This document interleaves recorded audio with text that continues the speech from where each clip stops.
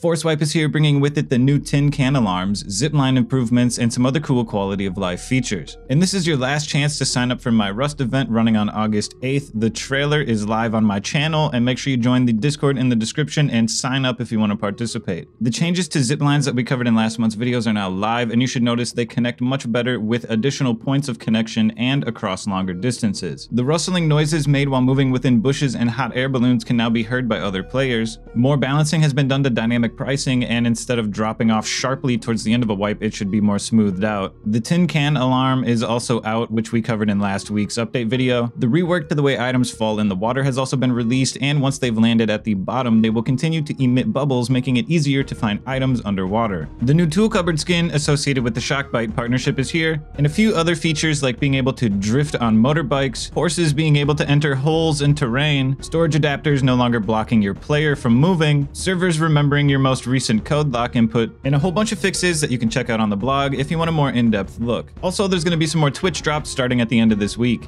Moving on to changes occurring in the background from this past week, it seems like we're going to have to wait a little bit longer for the underwater vehicle and other underwater changes that'll be coming in the future.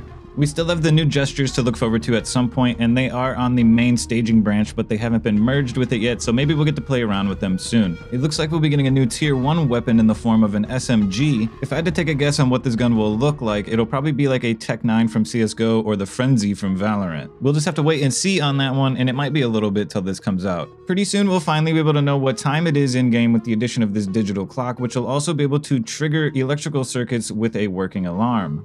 Testing is being done to see if it's viable to allow transportation of bikes in the back of scrap helicopters, and if this all goes well, we might also see a fix to players falling through the scrap helicopter's floor.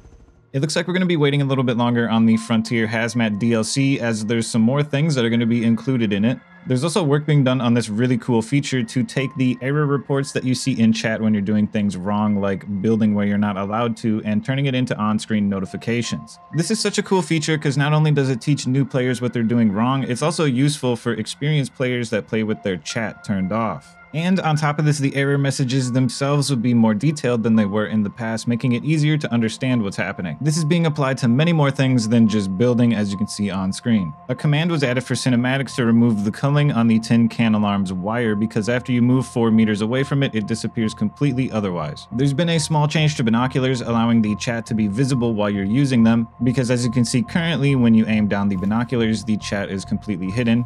A very nice change for cinematics has been added, and that is to remove the underwater blur effect. As you can see, when you disable the water in the tools, you can see clearly under the water, but the blur effect is still occurring on screen, and after entering this new command, it completely removes that, allowing for some really nice underwater cinematic effects. As for shields, they're still in very early testing, and the only changes to them since the last time we talked about them is progress made on them destroying properly, since they're worn on your back like a backpack, and if they're broken, they need to not be able to still block bullets in the broken state. There was also this random command added to completely disable clouds, probably for cinematic purposes, and something that'll probably turn into a reoccurring theme is the progress being made on the new jungle monument, which will be in the new jungle biome with new jungle animals that we'll see sometime next year. Pilgrim posting a picture like this on Twitter asking an environmental artist to recreate this is probably the closest thing we're going to get to seeing an image of this anytime soon. Make sure you join the Discord in the description and sign up if you want to participate in my event on August 8th, and I'll see you in the Crucible grounds.